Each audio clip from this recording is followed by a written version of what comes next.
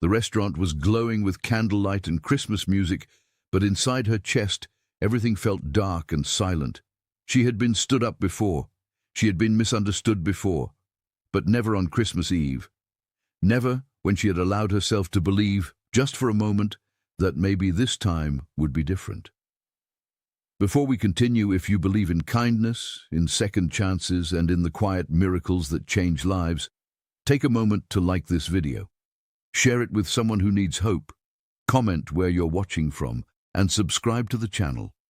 Stories like this remind us why compassion still matters.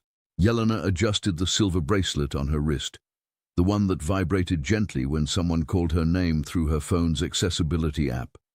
It had remained still for over 30 minutes. Across the table sat 2 untouched glasses of sparkling cider. The chair in front of her was empty.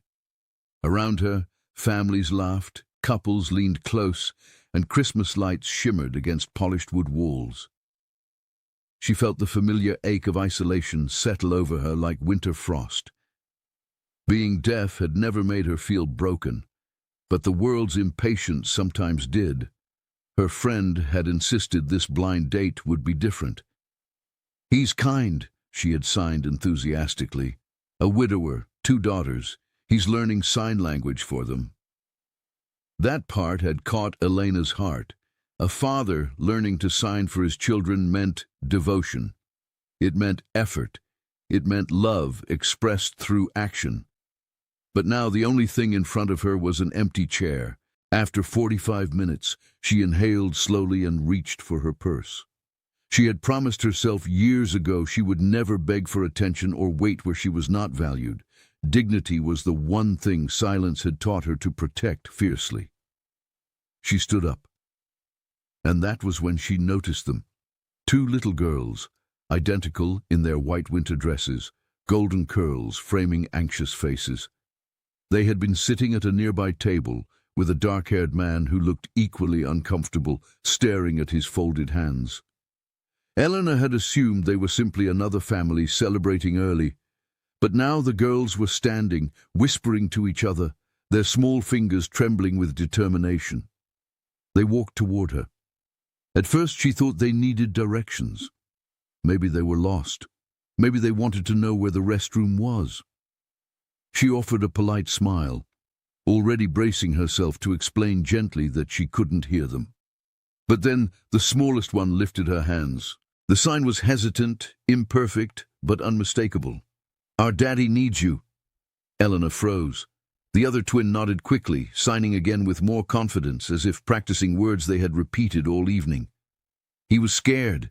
He thought you would not like him. He almost left. We told him to stay." The world did not have sound, but in that moment, it felt as though something inside her thundered awake.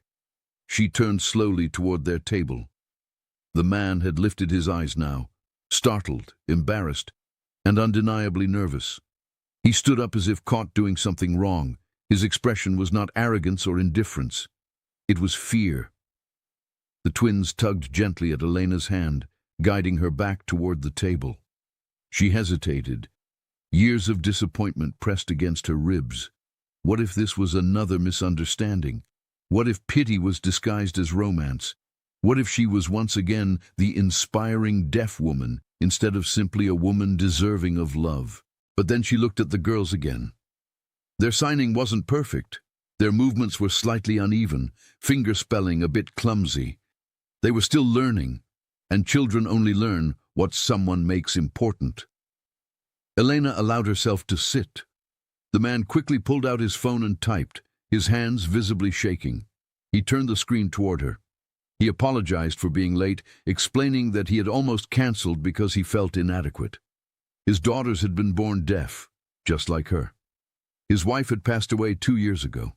Since then, he had devoted himself to learning sign language, but he worried he would never be fluent enough to connect fully. He feared embarrassing himself in front of someone who lived in silence with grace. He was still trying to understand. Elena read his words carefully. Then he did something that made her breath catch. He set the phone down, and he signed. Slowly, carefully, imperfectly. He told her he had not dated since his wife's death. He told her Christmas had become the hardest night of the year. He told her his daughters had been the ones to push him to try again. They wanted him to smile more. They wanted someone who understood their world, someone who would never see silence as something missing. His signs were flawed, but they were sincere. Eleanor felt tears sting her eyes.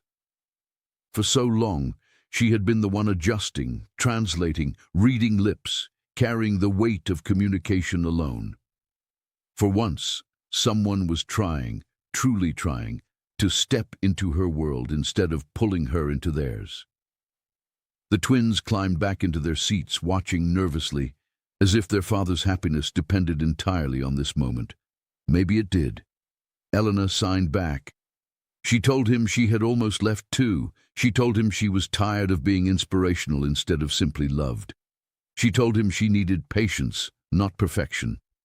His relief was visible, shoulders dropping as though he had been holding his breath for weeks. Dinner grew warmer after that, not because of the candles, but because vulnerability filled the space between them. The twins eagerly showed her the new signs they had learned at school. They told her about their Christmas play. They asked her favorite color, favorite movie, favorite dessert. Their father watched with quiet gratitude, his eyes softening each time Eleanor laughed silently at their animated expressions. For the first time in a long time, she did not feel like the only silent person in a noisy world.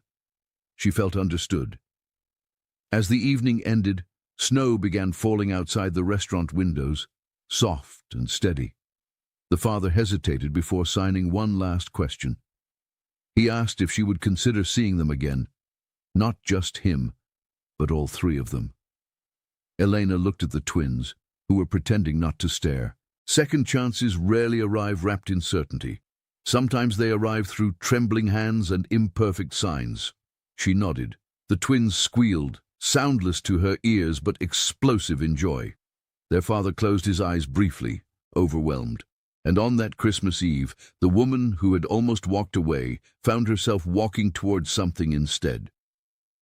Before this story ends, if it touched your heart even a little, please take a moment to like the video, share it with someone who believes in love after loss, and subscribe for more stories that restore faith in humanity. Your support helps keep these stories alive. And I have a special request for you. Comment the word "believe" if you think kindness still changes lives. Because sometimes love does not shout. It signs, it trembles, it tries again. And for Elena, Christmas would never again be the night she was left alone at a table. It would forever be the night two brave little girls reminded her that even in silence, love speaks the loudest.